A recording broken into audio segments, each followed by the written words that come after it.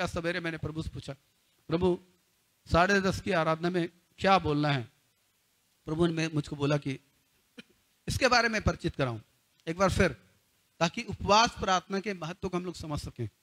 Hallelujah.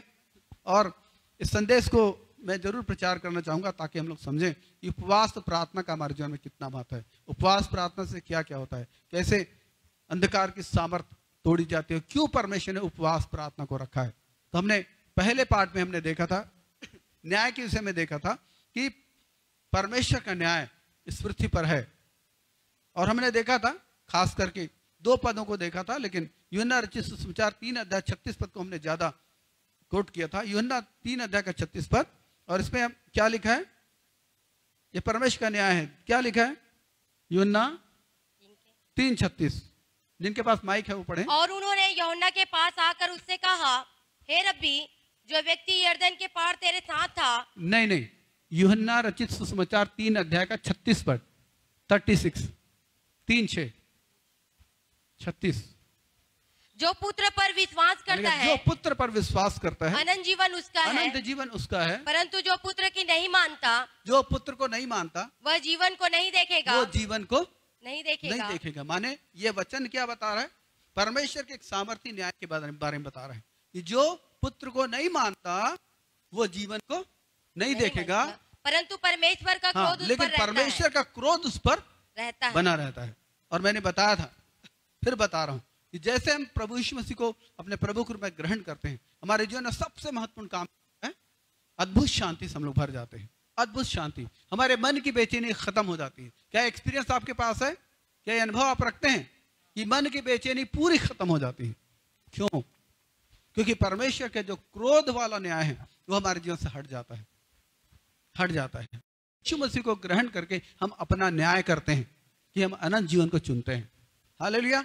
हम परमेश्वर की उपस्थिति को चुनते हैं, परमेश्वर के साथ मेल मिलाप को चुनते हैं। यीशु मसीह को ग्रहण करके हम परमेश्वर के साथ मेल मिलाप को चुनते हैं। यही चीज 2 कुरिन्थियों के 5 अध्याय का 18 पद में लिखा है कि उसने हमारे 18-19 में उसने हमारे पापों को तो हम पर नहीं लगाया, लेकिन परमेश्वर ने हमसे मेल मिलाप कर लिया मसीह के द्वारा। तो जिस दिन हम यीशु मसीह को ग्रहण करते हैं, हम परमेश्वर से मेल मिलाप में आते हैं। क्रोध हमारे ऊपर से हट जाता है। हालेलुया। क्रोध हमारे ऊपर से खत्म हो जाता है। परमेश्वर का क्रोध खत्म हो जाता है। अब वो हमें पापी के रूप में नहीं, धर्मी के रूप में देखते हैं। अब उनका देख और वो पवित्र आत्मा के द्वारा हमें नया जन्म देते हैं, जिसके द्वारा हमारा स्वभाव बदल जाता है। हालेलुया। और परमेश्वर की ये रुचि है कि संसार के प्रत्येक मनुष्य सुसमाचार को सुन ले, क्योंकि अगर जो व्यक्ति सुसमाचार नहीं मानेगा, सुसमाचार ग्रहण नहीं करेगा, वो परमेश्वर के क्रोध का शिकार हो जाएगा, वो अनंत काल के नरक के दंड में चले जाएगा। तो ये कंडीशन है संसार की, ये न्याय है परमेश्वर का। इस न्याय से कैसे जा सकता है? क्योंकि हम ये देखते हैं कि परमेश्वर जो है वो उद्धार करता है। वो नहीं चाहते कि कोई नाश हो, वो चाहते सबको मन फिराव का अवसर मिले। तो परमेश्वर को क्या तरीका है, क्या युक्ति है जिसके द्वारा इस न्याय को टाला जा सकता है? और वो है, हमने देखा था दूसरा इतिहास 7:14 में, और वहां पर लिखा है कि तब मेरी प्रजा के लोग जो मेरे कहलाते हैं दीन होकर प्रार्थना करें और मेरे दर्शन के खोजी होकर अपनी बुरी चाल से फिरें, तो मैं स्वर्ग में सुनकर उनका पाप क्षमा करूंगा और उनके देश को ज्यों का त्यों चंगा कर दूंगा, बोलते हैं प्रभु। यह तरीका है। परमेश्वर के लोग कौन? मैं और आप। परमेश्वर के लोग मैं और आप दीन होकर। और बाइबल में जब हम तीसरे पाठ को पढ़ेंगे, आप देखेंगे दीन होने का मतलब होता है, उपवास करने का मतलब होता है दीन होना। हालेलुया। एक व्यक्ति जब दीन होता है वो उपवास करता है ना। इसे कठोर नियम मत बनाइए। हालेलुया। लेकिन एक व्यक्ति उपवास की दशा में जब आता है, अपने आप को दीन करता है। दीनता, उपवास जो है वह दीनता की निशानी है। हालांकि जब आप यशाया 58 अध्याय पढ़ें, वहां पर नकली उपवास के बारे में, नकली दीनता के बारे में भी लिखा है, जहां पर यशाया के द्वारा परमेश्वर फटकार लगाता है इजरायलियों को, जो पाखंड करके परमेश्वर पास आते थे। उपवास तो करते थे लेकिन दीनता के साथ नहीं, मन की सच्चाई से नहीं। उन बातों को वहां पर लिखा गया है यशाया 58 अध्याय में। तो ये हम लोग जो प्रभु के लोग हैं, जो परमेश्वर को अपने दिल से जानते हैं, ये हम लोग के लिए लिखा है कि हम अगर दीन होकर प्रार्थना करें तो परमेश्वर क्या करेंगे, वो चंगाई को लेकर आएंगे, वो छुटकारे को लेकर आएंगे। और इसीलिए हर साल हम लोग उपवास प्रार्थना का आयोजन करते हैं। गांव के भाई लोग भी, भाई बहन लोग भी, उनसे भी आग्रह है कि वो भी उपवास प्रार्थना का समय निर्धारित करें, ताकि गांव के लोग उपवास प्रार्थना करें, अपने गांव के लोगों के लिए, अपने मुखियाओं के लिए, आसपास के गांव के लिए, उन्हें मांगे, क्योंकि प्रभु ने बोला मांगो तो तुम्हें दिया जाएगा, और ढूंढोगे तो तुम, और खटखटाओगे तो तुम्हारे लिए। द्वार खोला जाएगा। तो यदि गांव में भी आप बड़ी बड़ी कलीसियाएं देखना चाहते हैं तो जो आपके साथी लोग हैं उनके साथ मिलकर कम से कम उपवास प्रार्थना का आयोजन करें।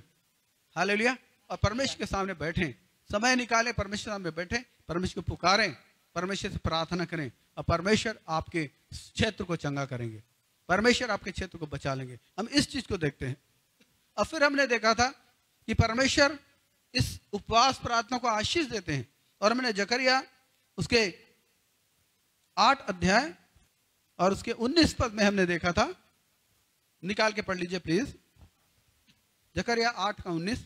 सेनाओं के यहोवा यूं कहता है, चौथे, पांचवें, सातवें और 10वें महीने में, चौथे, पांचवें, सातवें और 10वें महीने में, जो जो उपवास के दिन होते हैं, जो उपवास के दिन तुमने ठहराए, तुम उपवास करते हो, वे यहूदा के घराने के लिए वे तुम्हारे घराने के लिए हर्ष और आनंद, हाँ, और उत्सव के पर्व हर्ष और आनंद उत्सव के पर्व हो जाएंगे, हो जाएंगे। बोलता क्यों? इसलिए परमेश्वर प्रार्थना सुनेगा, परमेश्वर प्रार्थना सुनेगा, परमेश्वर उत्तर देगा। तुम्हारी दीनता के कारण परमेश्वर उत्तर देगा। Hallelujah, hallelujah. क्यों? तो भजन संहिता इसके 126 के 5 और 6 पद में हमने पढ़ा कि जो आंसू बहाते बोते हैं वे जय जयकार करते हुए लौने पाएंगे। मत्ती उसके 5 अध्याय के 4 पद में हमने देखा कि धन्य हो तुम जो शोक करते हो, क्योंकि तुम शांति पाओगे। हालेलुया। बहुत सारी चीजों को हमने देखा, और हमने 2 उदाहरण देखा था, एस्तर के विषय में और योना के विषय में। और योना की किताब को आप अवश्य पढ़िए। योना की किताब बताती है कि कैसे नीनवे नगर के लोग दीन हो गए जब उन्होंने परमेश्वर का संदेश सुना। योना प्रचार कर रहा था कि 40 दिन के बाद नीनवे नगर नाश किया जाएगा। जब योना के प्रचार को नीनवे के लोगों ने सुना, पहले साधारण जनता ने उपवास का प्रचार किया, लोग दीन हो गए, लोग उपवास करने लगे। जब ये खबर राजा के कानों में पड़ी, देखिए बहुत ही अद्भुत चीज वहां लिखी है। पहले आम लोगों ने उपवास किया, फिर जब राजा के कानों में यह खबर पड़ी, राजा भी उसी मूवमेंट में आ गया, राजा ने भी उपवास किया और जानवरों तक को उपवास करवाया गया। और बाइबल बताती है कि परमेश्वर ने अपनी योजना बदल दी। हालेलुया। दीन होकर प्रार्थना करने से योजनाएं, परमेश्वर की योजनाएं बदल जाती हैं। हालेलुया। या यूं कहें, नए नियम के प्रकाश में ये अंधकार की सामर्थ्य का जो काम है, जो लोगों की बुद्धि पर है, वो टूटता है। यीशु मसीह ने यही सिखाया। यीशु मसीह ने सिखाया कि एक बलवंत जब हथियार बांधे अपने घर की रखवाली करता है, उसकी संपत्ति बची रहती है। लेकिन जब उसे कोई दूसरा बलवंत आ गए, और दूसरा बलवंत कौन है? वो परमेश्वर की कलीसिया है। दूसरा बलवंत निकालेंगे हम। लूका 11 अध्याय 21 पद को पढ़ेंगे। लूका 11:21 से पढ़ेंगे। जब बलवंत मनुष्य हथियार बांधे हुए अपने घर की रखवाली करता है, बलवंत मनुष्य हथियार बांधे हुए अपने घर की रखवाली करता है, तो उसकी संपत्ति बची रहती है। पर जब उससे बढ़कर कोई और बलवंत चढ़ाई करके उसे जीत लेता है, परंतु उससे बढ़कर जब कोई और बलवंत चढ़ाई करके उसे जीत लेता है, तो उसके लिए हथियार जिन पर उसका भरोसा था, तो उसके ये हथियार जो झूठ का हथियार है, जिस पर उसका भरोसा था, वो छीन लेता है और उसकी संपत्ति लूट कर बांट देता है। हालेलुया। सारी दुनिया शैतान के वश में है। शैतान ने हथियार अप्लाई किए हैं। शराबखोरी एक हथियार है, व्यभिचार एक हथियार है, ऐसे बहुत सारे झूठे ईश्वरों की आराधना एक हथियार है। ये हथियार है सब, जिसके द्वारा उसने क्या किया है? परमेश्वर के स्वरूप में सृजे गए इंसानों को उसने अपने कब्जे में रखा है। लेकिन हमारी उपवास प्रार्थना, हमारी निरंतर प्रार्थनाएं इन चीजों को तोड़ती हैं। Hallelujah, hallelujah. तो जब ये बलवंत जो है वो बांधे रखता है और उससे और ज्यादा बलवंत वो है कलीसिया। Praise the Lord. कलीसिया, और कलीसिया जब उपवास प्रार्थना करके हमला करती है शैतान के गढ़ों पर, अधोलोक के फाटक पर, बाइबल कहती है अधोलोक के फाटक कलीसिया पर प्रबल नहीं होंगे, नहीं हो सकते। इसलिए एक कलीसिया जो उपवास करती है, प्रार्थना करती है, एक कलीसिया जो सुसमाचार सुनाती है, वो कलीसिया निरंतर बढ़ती है, बढ़ती जाती है। सब प्रकार से वहां के लोग बढ़ते हैं। लेकिन जहां पर प्रार्थना नहीं है, जहां पर सामर्थ्य नहीं है, परमेश्वर की उपस्थिति नहीं है, और वहां पर धीरे धीरे धीरे धीरे मुर्दापन आता जाता है और वहां पर भटकाव आ जाता है। वहां पर बुरी आत्माएं आकर उनके जीवन पर, उनके मनों पर कब्जा कर लेती हैं। गलत चीजें, गलत सिद्धांत, गलत बातें, ये सब चीजें वहां पर धर कर जाते हैं। लेकिन उपवास प्रार्थना करने वाले लोग आत्मा में जागते रहते हैं। Hallelujah, hallelujah, hallelujah. तो हालेलुया। इन चीजों को हम लोगों ने देखा था। और फिर दूसरा पार्ट जो देखा था गुरुवार को, उसमें हमने देखा था कि नए नियम में कहां कहां पर लिखा उपवास के बारे में, ताकि हम लोग समझें। क्योंकि कई बार लोगों का प्रश्न ये रहता है कि पुराने नियम में तो ये है, नए नियम में नहीं है। जैसे अधिकतर लोग बोलते हैं पुराने नियम में 10 मांस है, नए नियम में नहीं है। लेकिन आप जानते हैं नए नियम में भी 10 मांस से बढ़कर देने को बोला गया है। हाँ, हालेलुया। 10 मांस को प्रभु यीशु मसीह ने अप्रिशिएट किया। मत्ती 23:23 में उन्होंने अप्रिशिएट किया 10 मांस को, उन्होंने उसको नकारा नहीं, रिजेक्ट नहीं किया। और पौलुस बताते हैं पहला कुरिन्थी 9 अध्याय में 13 और 14 पद में कि यीशु मसीह ने क्या बोला। Praise the Lord. Praise the Lord. सेवकों की जीविका के लिए। तो हमने देखा नए नियम में उपवास के बारे में। तो सबसे पहला हम देखते हैं कि यीशु मसीह के बारे में, कि 40 दिन और रात प्रभु निराहार रहे। लूका उसके 4 के 2 पद में लिखा है। और उद्देश्य क्या था इसके बारे में हम लोग कल देखेंगे कि यीशु मसीह क्यों निराहार रहे, क्यों ये निराहार रहे ना, उनको उपवास प्रार्थना, कोई जबरदस्ती उसको नहीं बोला गया था। अभी कुछ समय पहले किसी ने यही बोला, यीशु मसीह उपवास नहीं थे, यीशु मसीह निराहार थे। उपवास निराहार होकर किया जाता है। एक उपवास दानियल के बारे में लिखा है, दानियल के उपवास के बारे में लिखा है। एक उपवास के बारे में दानियल के बारे में ये जिक्र पाया जाता है दानियल की किताब में। दानियल ने तेल लगाना और स्वादिष्ट भोजन वस्तुओं को छोड़ा, वो एक उपवास था। हालेलुया। कई बार लोग बोलते हैं बहुत कमजोर हैं, मैं कहता हूं शरीर को भी संभालने की जरूरत है। तो इतने घंटे उपवास कीजिए और उस उपवास के घंटे में आप प्रभु को समय दीजिए, उनके चरणों में बैठिए। उपवास का मतलब होता है बैठना, साथ बैठना, समीप बैठना, आगे बैठना। इसलिए हम लोग भोजन का त्याग इसलिए करते हैं ताकि हम लोग प्रभु को समय दे सकें, है ना। बहुत लोग दूसरे धर्मों में जब उपवास करते हैं तो उपवास के समय में क्या करते हैं, मैंने देखा लोग फिल्म देखने चले जाते हैं। उपवास के समय में गुड़ाकू का डब्बा खाली करते रहते हैं बार बार, समझ रहे हैं, ताकि भूख ना लगे। ताकि भूख, कई जगह ऑप्शन भी है कि आप खाना मत खाइए, केला खा लीजिए। कई जगह ऑप्शन है कि आप खाना मत खाइए, साबूदाना खा लीजिए। कई लोग मछली मारने चले जाते हैं, कई लोग शिकार करने चले जाते हैं। क्यों? ये उपवास नहीं है। उपवास का अर्थ है समीप बैठना। यदि आप उपवास किए हैं, जरूर समय निकाले कि आप साथ बैठें। Praise the Lord. उपवास का रहना, मात्र भूखा रहने, ये उपवास नहीं आता। उपवास में आप भूखे रहते हैं, भूखे रह सकते हैं। Praise the Lord. Hallelujah. Hallelujah. दूसरी चीज हम लोगों ने देखा कि यीशु ने अपने चेलों के विषय में बताया। जब यूहन्ना के चेले, फरीसी के चेले आकर यीशु से पूछे, मरकुस उसके 2 अध्याय के 18 से 20 में, तो उन्होंने पूछा कि 20वें पद को पढ़ दें, 18 से ना पढ़े, 20वें पद को। मरकुस उसके 2 अध्याय के 20वें पद को उन्होंने पूछा कि तेरे चेले उपवास क्यों नहीं रखते। परंतु वे दिन आएंगे, ये दिन आएंगे जब दूल्हा उनसे अलग किया जाएगा, जब दुल्हा उनसे अलग किया जाएगा, उस समय वे उपवास करेंगे, उस समय वे उपवास करेंगे। ये प्रभु ने बोला अपने चेलों के समय। क्योंकि यीशु मसीह के साथ जब चेले थे तो वो लोग रोज पार्टी उड़ाते थे। हालेलुया। कहीं ना कहीं उनकी पार्टी रहती थी। हालेलुया। हालेलुया। तो वो भूखे नहीं रहते थे। तो फरीसी के चेले, यूहन्ना के चेले पूछने लगे, तेरे चेले उपवास क्यों नहीं करते। तो प्रभु ने बोला, जब तक दूल्हा उनके साथ है क्या उपवास कर सकते हैं?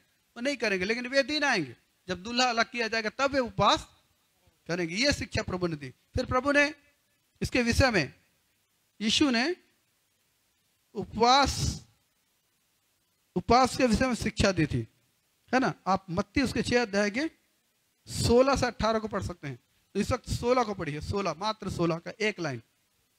प्रभु ने बोला जब तू उपवास करे, ध्यान दीजिए, यदि तू उपवास करे नहीं लिखा है, यदि तू उपवास करे नहीं लिखा है, जब तू उपवास करे। मैं उसी को इंगित कर रहा हूं, क्योंकि फिर अगले पॉइंट में हम लोगों ने पौलुस के उपवास के बारे में देखा। दूसरा कुरिन्थी उसके 6 अध्याय के 5 और 11 अध्याय के 27 पद में पौलुस बताता है कि सुसमाचार प्रचार के दौरान किस किस तरह से वो बड़े संकटों से गुजरा, उस दरमियान भी उसने उपवास किया, इस बात को उसने बताया था। फिर अगले पॉइंट में हम देखते हैं कि अंताकिया की कलीसिया में जब मिशनरी भेजने का समय था, वहां पर बहुत ही प्यारा ये वचन है, देख लीजिएगा।